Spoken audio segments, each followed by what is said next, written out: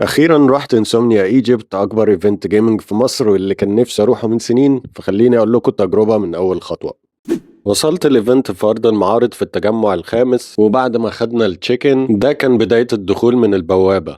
ابتديت الف شويه في المكان عشان اعرف ايه اللي موجود وايه الاكتيفيتيز اللي ممكن نعملها او ايه البراندات اللي ممكن نشتري من عندها حاجه. واول حاجه وقفت عندها هي كانت فودافون، لان عيني كانت على المنافسه في رينبو 6 سيج. فسالت على التسجيل وشرح لي انها مجرد منافسات وديه مش تورنمنت بجائزه كبيره. ولما سالته على الواي فاي عشان لقيت كل الشبكات مقفوله قال لي مفيش، رغم ان مكتوب في اعلانات الايفنت ان فودافون موفره انترنت مجاني طول اليوم. فدي كانت اول بالنسبه لي. وبعد كده لفيت على الاكشاك دي اللي هي المفروض كان فيها العاب مصريه، بس زي ما انت شايف كده كان في كتير فاضي، ويمكن ده عشان كان لسه في بدايه اليوم. ولكن حتى اللي كان موجود ما كانش مهتم يشدك تجرب حاجه. وعشان انا القناص الوحيد اللي جاب الاربع طلقات بتوعه من اللي واقفين، كسبت خصم 15% من ادرينالين اكسبيرينس. شفنا اللامبورجيني الالماسيه بتاعت محمد حمدي، ربنا يبارك له فيها، صورتها واتصورت معاها لان الافنتادور دي واحده من عربيات احلامي. وجربنا نشوط على الروبوت عند بريل، بس كويس ما صورتش نفسي لان الشوز بتاعي طار، والحمد لله ما جاش في دماغ حد.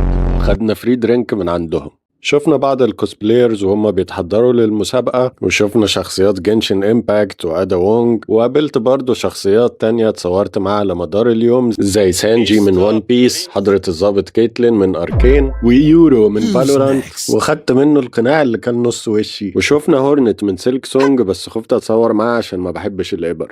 شفت الروج الاي عند اسوس وقلت اشوف الفرق بينه وبين النينتندو سويتش 2 في سايبر بانك، بس لقيتها بطيئة جدا وكان استهلاك المعالج 100%. فبلغت الشاب اللي موجود عشان اكيد ده مش الطبيعي، ورجعهولي بعد شوية وفتحتها تاني بنفسي ولقيتها شغالة 25 فريم. فبرضه عشان ما اظلمش الجهاز قلت اخش اشوف يمكن الجرافيكس معمول على اعلى حاجة. بس فضلت حوالي دقيقتين مش لاقي زرار الستارت، وبصيت على جهاز تاني شغال جنبه لقيت ريد 2 شغالة على 5 فريم. فحمدت ربنا على نعمة السويتش ومشيت. بس بصراحة طلع وزنه أخف بكتير مما كنت متخيل، واللعبة دي من زمان كان نفسي أجربها برضو. ومسكت شوية وشوية خبطوا في اللي أنا مسكتهم، وخدنا مارشميلو بالخوخ من مارش زون، وعدينا على بارتيشن جيم سبوت ولفينا العجلة وكسبنا خصم. وقال لي لما صورتك تنزل ستوري عندنا يبقى خدها سكرين شوت وتاخد الخصم، بس لحد ما عملت الفيديو صورتي ما نزلتش. شفنا الفورمولا سيميوليتور دي عند ريد بول، بس معرفش شغلوها للناس ولا لا. بعد كده دورنا جه في ألعاب فودافون ولعبت كراش بس عشان ريمبو ما شغلوهاش، وكسبت من عندهم كاب. رحنا عند ريد دراجون عشان كانوا عاملين عروض رقص وطبلة وجيف اواي، ورئيس الشركة كان موجود. بس بصراحة كانت أسوأ حاجة في اليوم، لأن بعد ما فضلنا واقفين حوالي 45 دقيقة وربع ساعة تانية في مرة قبلها قالوا لنا